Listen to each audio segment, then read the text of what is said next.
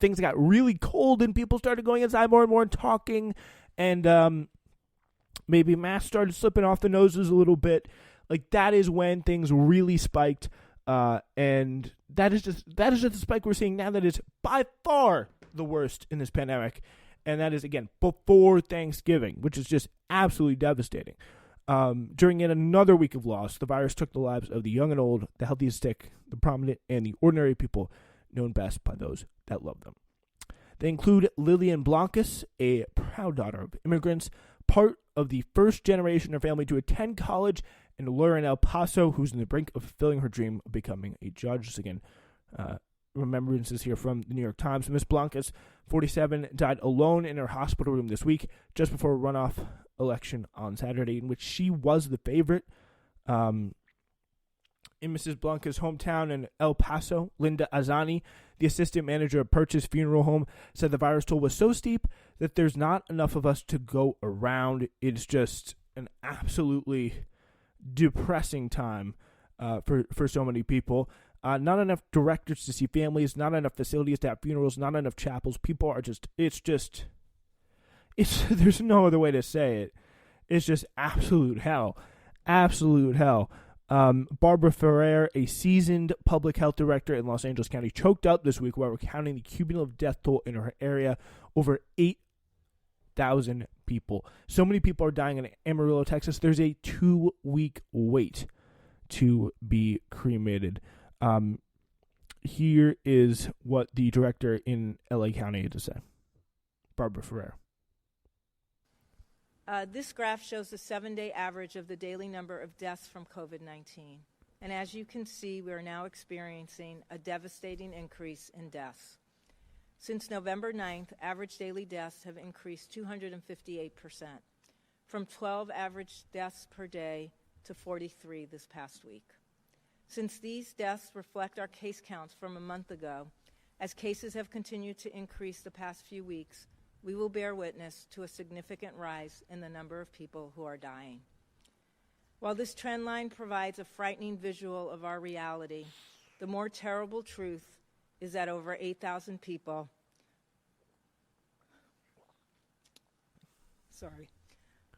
over 8,000 people who were beloved members of their families are not coming back, and their deaths are an incalculable loss to their friends and their family, as well as our community. Next slide. I think this slide helps in understanding how cases increase, how as cases are increasing, hospitalizations and ultimately deaths increase as well. It's important to note on this graph that the scales of each of the trend lines are slightly different. Cases and hospitalizations are on the same scale that's shown on the left side of the graph, and deaths on a scale with much lower numbers shown on the right side of the graph. What I think is important is that the surge in cases, which began around November 2nd, led to the beginning of an increase in hospitalizations starting around November 9th. So yeah, that is the trend that she's describing there for LA is pretty much, and that's the scary part. It's pretty much the same for almost every other place in this country to some degree.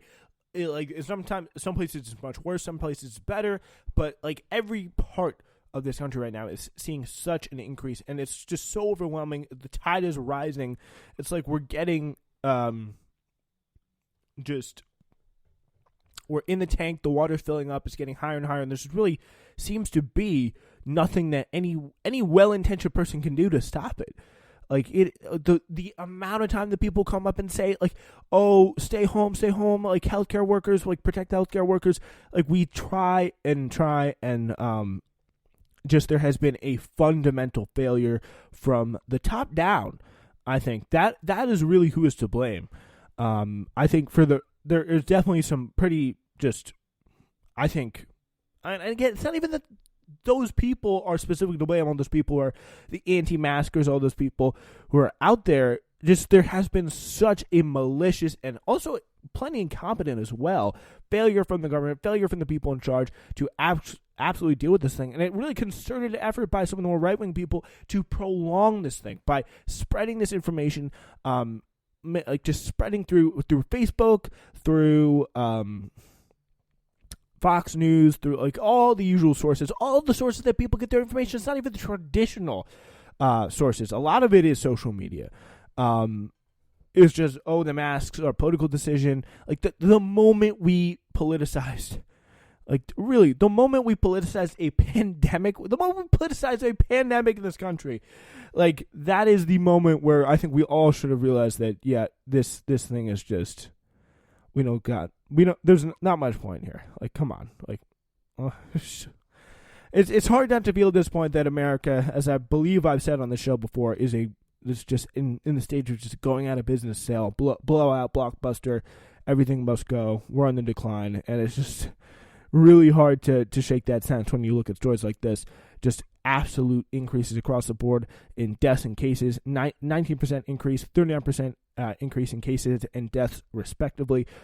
Just an absolutely devastating. Nowhere in the world right now is being hit harder by the coronavirus, probably, I'd say, than us here in the United States. So it is really pretty horrifying, and we will continue to follow it here throughout the show. But we're going to switch gears and go a little bit back to the political news in just a sec.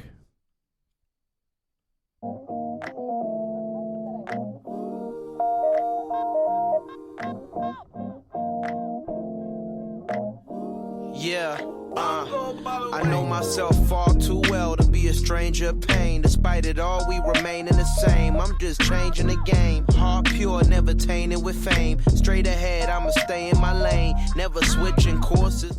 You are listening to Newsflash. We're talking a little bit now about the political side of things. And talking about Joe Biden and the economic suffering that a lot of people are facing here on Newsflash.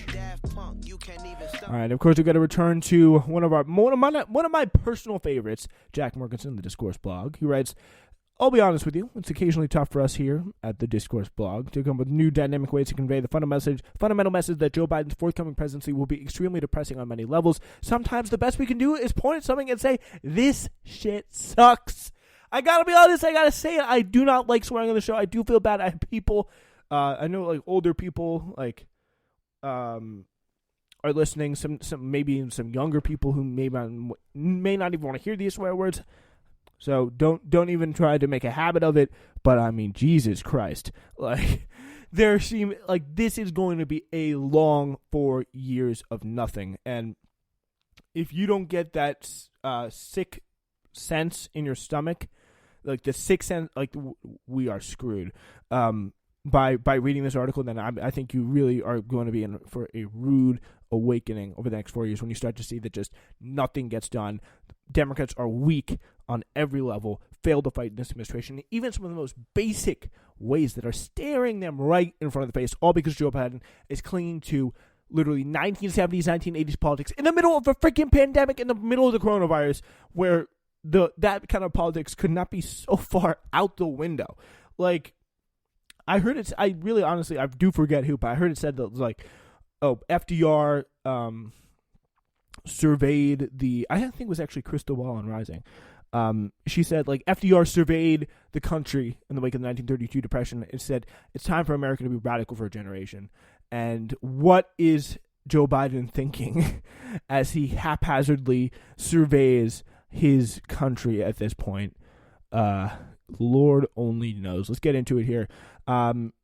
Thursday morning, this is what we're talking about this year. Thursday morning, this morning, was a report out from Intercept's Ryan Grimm, about a meeting Joe Biden and Kamala Harris had with an array of civil rights groups on Tuesday. Grimm got his hands on the audio of the meeting, which is appropriate since what happened in the meeting is indeed, there's no other word for it here, grim. Here's what went down after NAACP President Derek Johnson told Biden that he had grave concerns about Tom Vilsack getting another stint as Secretary of the Department of Agriculture. Literally, again, we're the same people from Obama's administration. And by the way, concerns then incidentally that are shared by a broad and deep cross-section of black farmers and organizers and white farmers, people in Iowa, where he was governor of. They hate him. They just hate him because he sucks. That is why. Toward the end of the conversation, Biden raised Johnson's remark to dismiss it. And I mean, again, saying where his head's at. Like, literally all we're seeing here is just a complete patronage organization. This is what we got. This is the Biden cabinet at this point. It's just people who are in and around something to do, like, just people who are loyal enough being plucked into administration. Like, Pete Buttigieg is probably going to be ambassador to China. Like, what the hell is going on? This is going to be the savior government of the new administration. And this is what we get. This is what we get. We just get, like, all the people who put their necks on the line. Like, we got to vote for Joe Biden. Like, if you don't vote for Joe Biden, you are a sick person. Like, we have to get to, he's an existential threat. Joe Biden is going to fight for the soul of the nation. And that's some comments that he said that are in here that are kind of related, that are just psychotic. Like he said, we're going to restore the soul of the nation. We're going to bring it back to, and just this mess of a cabinet with people being put in positions they have absolutely no place for. See Marsha Fudge in HUD. She was thinking she was going to be agriculture secretary, but no, they got to slap it on to their old political friend Tom Vilsack, who literally everybody in the base of the Democratic Party cannot stand. Like, it is just so unbelievable how little of a crap Biden seems to be about just pretending to act like the Democratic Party is not just completely backwards and disinterested in making any sort of real change in the middle of, again, a global pandemic. So toward the end of the conversation, Biden raised Johnson, the head of the NAACP, remark to dismiss it, saying Johnson would soon learn about Vilsack's record. He would soon learn about Vilsack's record. Okay. It also wouldn't be prudent to have that fight before the Georgia runoffs, he said, before adding that police reform should also be avoided. Like, I don't know what to say at this point. Like, all these things we've said so many times, like, there is no evidence to suggest that anybody voting in this election voted for people because, like, first of all, we have to be perfectly clear that nobody outside of people in various state Democratic districts are running on anything resembling defund the police. Not to mention, defund the police is not what conservatives say it is. And if Democrats who actually pretend like they care about criminal justice reform and meaningful criminal justice change in racial equality like they were pretending all summer, if they actually got on TV and made a cogent case for something for once, then people may actually support it. Forget that. No. Forget the fact that people were running, pretty much nobody was running on defund the police. There's no evidence that anybody thought they were. There's no evidence that this was a even remote consideration in voters' minds. It's just a completely obvious cudgel, try and shut down change, and most importantly, try and demonize the left wing of the party. So Biden, in really one of the most, like, a really peak example of sundowning Joe from the primaries, says, I also don't think we should go too far ahead of ourselves on dealing with police reform and that, because we've already been labeled as being defund the police. Anything we put forward in terms of organizational structuring to change policing, which I promise you will occur. Promise you. So we expect great change from Joe Crime Bill Biden. He's gonna cook up something special. Wow. That's how they beat the living hell out of us across the country, saying that we're talking about defunding the police. We're not. We're talking about holding them accountable. We're talking about giving them money to do the right things. We're talking about putting more psychologists and psychiatrists on the telephones when 911 calls through. We're talking about spending money to enable them to do their jobs better, not with force, with less force and more understanding. So he's Joe Biden, so we don't know exactly what he's talking about here. We don't know if he's talking about community policing, which is a proven failed strategy, or replacing militarized police with social workers and people who are not the traditional, like, soldiers on the street, which is literally what activists mean when they say defund the police. That's literally what they mean. And they just don't care to know. It's like with Joe Biden, it's a completely open question from the way he phrased it, but it's just absolutely horrifying. This also raises the question, what do they run on? What is their policy? What is their incentive for people to get out there and vote for them? There is none. There is none. Jesus Christ. It's just horrific.